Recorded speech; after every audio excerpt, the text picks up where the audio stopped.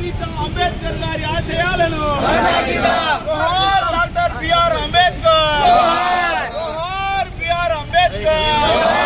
జోహార్ BR Ambedkar. కాపాడండి భారత రాజ్యాంగాన్ని వెంటనే రద్దు చేయాలి. నల్ల చట్టాలను వెంటనే రద్దు చేయాలి. నల్ల చట్టాలను వెంటనే రద్దు చేయాలి. నల్ల చట్టాలను వెంటనే రద్దు చేయాలి. నల్ల చట్టాలను.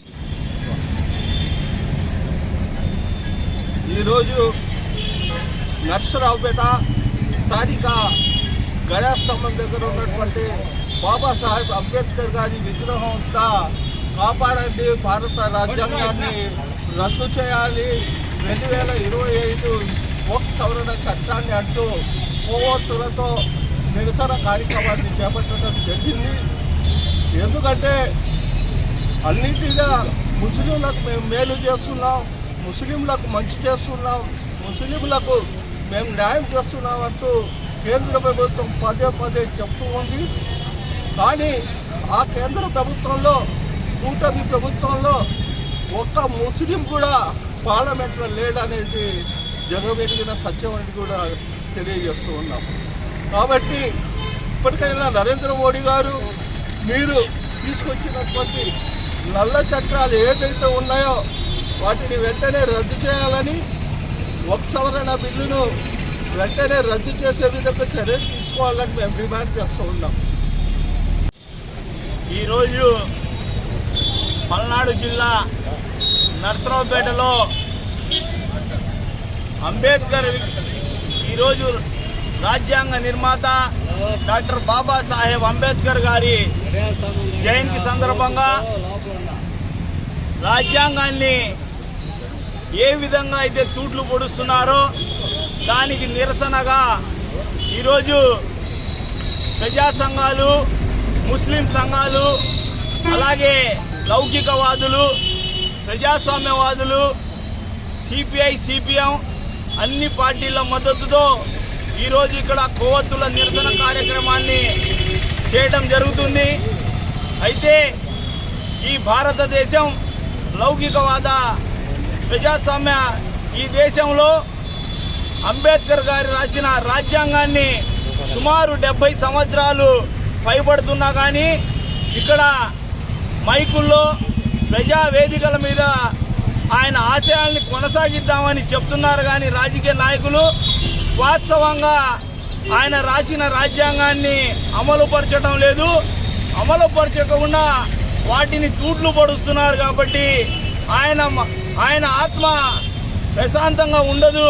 కాబట్టి ఈ రోజున్న రాజకీయ నాయకులందరూ కూడా ఏదో మైకుల్లో, స్టేజీల మీద కాకుండా మనస్సాక్షిగా ఆయన రాజ్యాంగాన్ని అమలు చేయాలని కోరుతూ, అలాగే ఈ దేశంలో ఒక వర్గాన్ని, ఒక సమాజంలో ఒక వర్గాన్ని టార్గెట్ చేస్తూ ఈరోజు తెస్తున్న నల్ల చట్టాలన్నింటినీ కూడా రద్దు చేయాలని మేము ఈ రాజ్యాంగ నిర్మాత బాబాసాహెబ్ గారి జయంతి సందర్భంగా ఈరోజు మేము డిమాండ్ చేస్తూ ఉన్నాము. ఏదైతే ఈ ఒక్క చట్టాన్ని తీసుకొచ్చారో దాన్ని వెంటనే ఉపసంహరించుకోవాలని చెప్పి సిపిఐగా డిమాండ్ చేస్తూ ఉన్నాం. దేశవ్యాప్తంగా వామపక్ష పార్టీల ఆధ్వర్యంలో పెద్ద ఎత్తున ఆందోళన నిర్వహిస్తూ ఉన్నాం. అందులో భాగంగానే ఈరోజు పల్నాడు జిల్లా నర్సరావుపేట డాక్టర్ బిఆర్ అంబేద్కర్ విగ్రహం దగ్గర ఈ యొక్క నిరసన కార్యక్రమాన్ని మన మస్తాన్ వలి, రఫీ గారు, ఇంకా అనేక మంది మన సోదరులందరూ కూడా ఈ కార్యక్రమం నిర్వహిస్తూ ఉన్నారు. వారు చేసేటువంటి పోరాటానికి సిపిఐగా సంపూర్ణమైనటువంటి మద్దతు తెలియజేస్తూ తెచ్చినటువంటి ఈ ఒక చట్ట సవరణని ఉపసంహరించుకోవాలని చెప్పి సిపిఐగా డిమాండ్ చేస్తూ ఉన్నాం. మంది లౌకిక రాజ్యం అంటే అన్ని మతాలు, అన్ని కులాలకు సంబంధించింది, అన్ని భాషలు కూడా మనం మాట్లాడుతున్నాం. అయితే ఇప్పటి వరకు కూడా ఎటువంటి ఇబ్బందులు రాలేదు, ఎటువంటి ఘర్షణ రాలా. ఏదైతే 2014లో బీజేపీ ప్రభుత్వం అధికారంలోకి వచ్చిందో అప్పటి నుంచే సమస్యలు మొదలైనాయి. ఎందుకంటే హిందూ మతాన్ని ముందు పెట్టి అది ప్రభుత్వాన్ని నడపాలని చూస్తూ ఉంది. ఒక సందర్భంలో నరేంద్ర మోడీ గుజరాత్లో ముఖ్యమంత్రి పోసిన సందర్భం ఉంది ముస్లింలని. ఈరోజు మణిపూర్లో కూడా మరి క్రైస్తవుల్ని అనేక చర్చిలు పడగొట్టడమే కాకుండా 3 మహిళల్ని వ్యవస్థలను చేసి ఊరేగించి అత్యాచారం చేసి చంపిన సందర్భం మనం చూసి ఉన్నాం. ఈరోజు వక్ఫ్ బోర్డు సవరణ చట్టాన్ని కూడా ఈరోజు మందబలంతో పార్లమెంట్లో నెగ్గించుకున్న ఈరోజు కింద స్థాయి నుంచి మనం పోరాటాలు చేసి దాన్ని వెనక్కి కొట్టడానికి అవకాశం ఉందని చెప్పేసి అందరికి తెలియజేస్తా ఉన్నాను. ఎందుకంటే ఈ మధ్యకాలంలో సంవత్సర కాలం పాటు రైతులు నల్ల చట్టాలకు వ్యతిరేకంగా పోరాడి ఆ చట్టాలని రద్దు చేయించుకోగలిగారు. అందుకని చెప్పేసి వక్ఫ్ సవరణ చట్టాన్ని కూడా మనం రద్దు చేయించుకోవడానికి అవకాశం ఉంది. ఈరోజు అంబేద్కర్ జయంతి జరుపుకుంటున్నాం మనం. ఎందుకంటే అనేక దేశాల రాజ్యాంగాల్ని ఆయన పుణికిపుచ్చుకొని ఈ రాజ్యాంగాన్ని రూపొందించారు. ఈ రాజ్యాంగాన్ని రూపొందించినప్పుడు 78 సంవత్సరాల నుంచి ఈ రాజ్యాంగంలో మనం నివసిస్తున్నాం. ఎటువంటి ఘర్షణలు జరగల.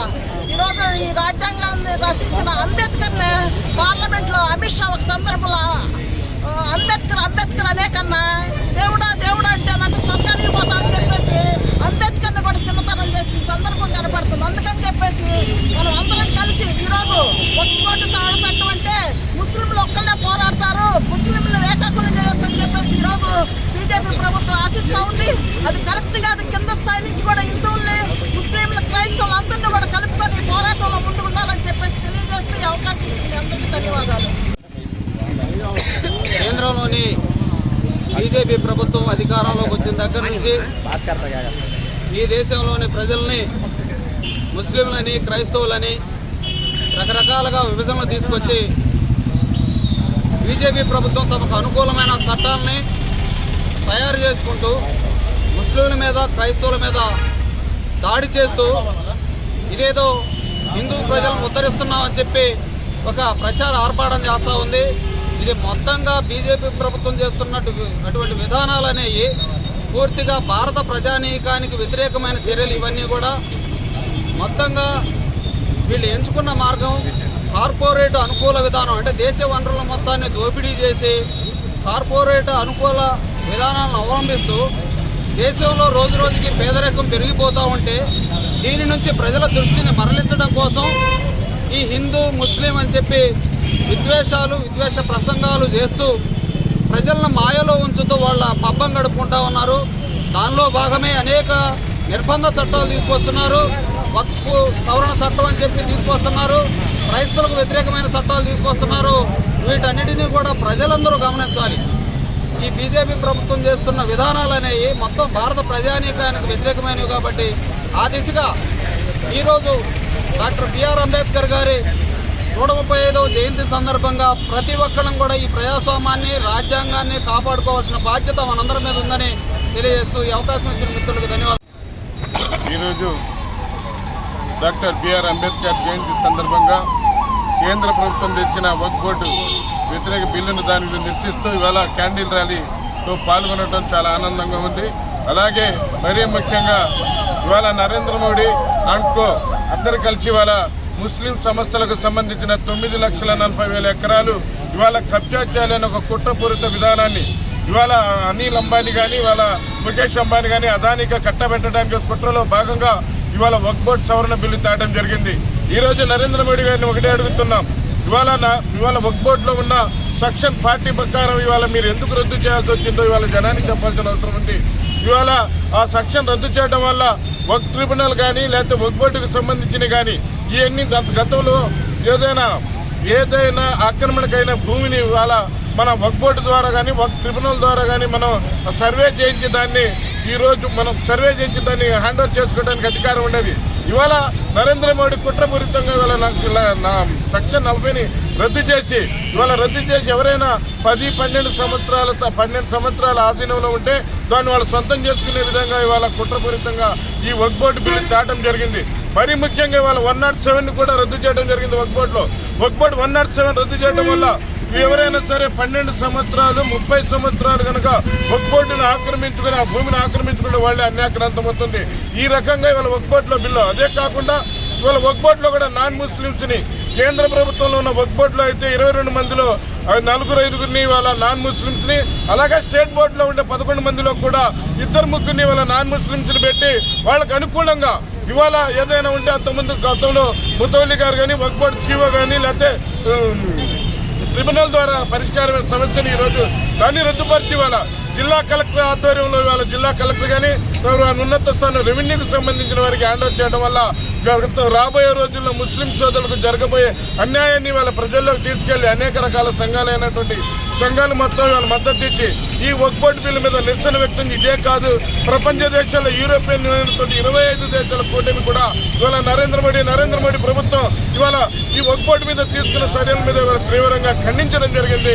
రాబోయే రోజుల్లో ఈ కార్యక్రమాన్ని ఉధృతం చేసి వక్ఫ్ బోర్డు బిల్లుని ఇవాళ డిమోజ్ చేసిన దాకా కూడా వెనక్కి తీసుకునే విధంగా మా పోరాటం ఉంటుందని తెలియజేస్తున్నాం. మరి ముఖ్యంగా ఈ రోజు ఏర్పరిచిన మస్తాన్ గారికి ఇతర నాయకులు మొత్తాన్ని నా యొక్క ధన్యవాదాలు తెలియజేస్తున్నా.